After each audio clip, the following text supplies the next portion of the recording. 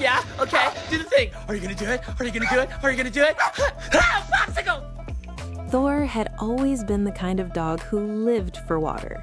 The moment he saw a puddle, a fountain, even a garden hose, something inside him lit up like a switch flipping on. But nobody in his family truly understood the depth of that love.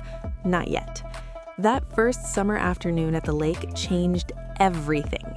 The air smelled of warm grass and pine, and before his parents could even call his name, Thor was already in, paddling in joyful circles, barking at the ripples he made, his little body moving through the water like he had been born to do exactly this.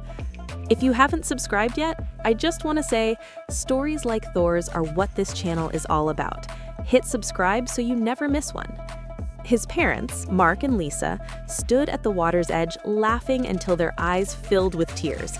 They had never seen their dog so completely, so purely happy. Mark looked at Lisa and said quietly, "We have to give him this."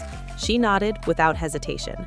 They didn't know yet what that promise would cost them or what it would mean, but they knew they meant it. Would you build something like this for your dog? Think about it for a second. Rosie. Hey, Thor. Back home, they started small.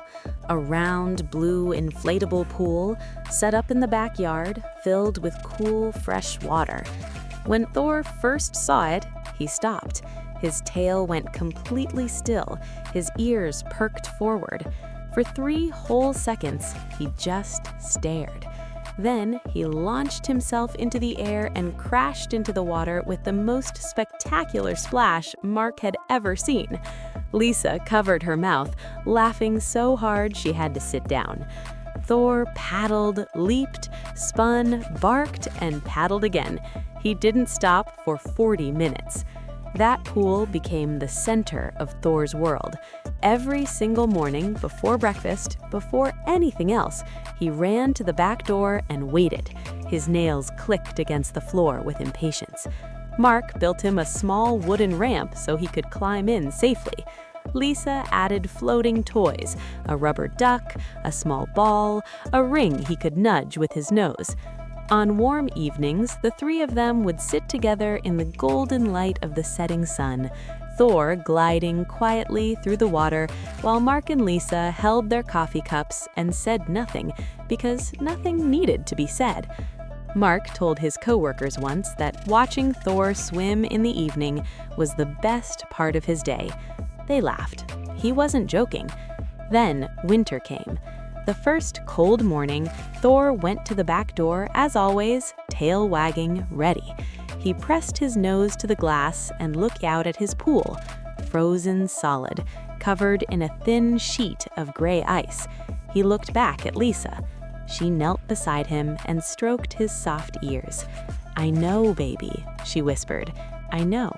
He turned back to the window and looked at the pool again, as if waiting for someone to explain.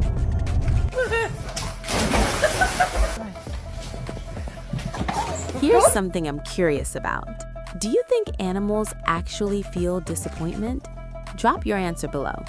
That image stayed with Lisa for days. She couldn't stop thinking about it. The way he stood there, patient and confused, not understanding why the thing he loved had been taken away. She brought it up to Mark one evening. He had already been thinking the same thing. They looked at each other across the kitchen table, and somewhere in that silence, a decision was made.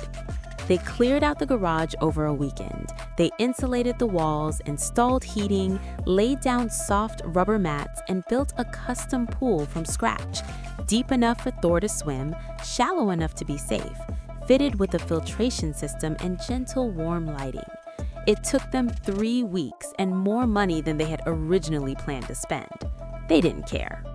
The morning they finished, Lisa carried Thor to the garage door and set him down. He sniffed the air. Something was different, warm, humid, familiar. He walked forward slowly, then faster. Then he saw it. He froze exactly the way he had the very first time. That same stillness, that same electric pause. Then he barked once, loud and sharp, and jumped straight in. 3, 2, 1. Mark burst out laughing, arms in the air. "You crazy boy," he shouted. Thor swam to him immediately, nudged his arm with his wet nose, shook water all over him, and swam away again. Lisa stood in the doorway with her hand pressed to her heart. Some people said it was too much, that it was just a dog, that the money could have gone elsewhere. Mark and Lisa listened politely and said nothing, because they understood something that's hard to explain to someone who hasn't felt it. The love you have for an animal isn't logical. It doesn't follow rules or fit into a budget. It just is. And when you feel it, you do what you have to do. Which side are you on? Would you spend that kind of money for a pet? Or do you think there's a limit? I genuinely want to know. Swimming became their ritual, their daily anchor. Winter mornings, Thor woke Mark up by pawing at the bedroom door, impatient, ready. Mark would groan, laugh, pull on his hoodie, and walk with him to the garage. He started bringing a chair. He would sit beside the pool with his coffee while Thor swam his laps, slow and steady, completely content. Sometimes Mark reached into the water and Thor would swim to him, bump his hand, and swim away again. Back and forth. A small, quiet conversation between two beings who loved each other without needing words.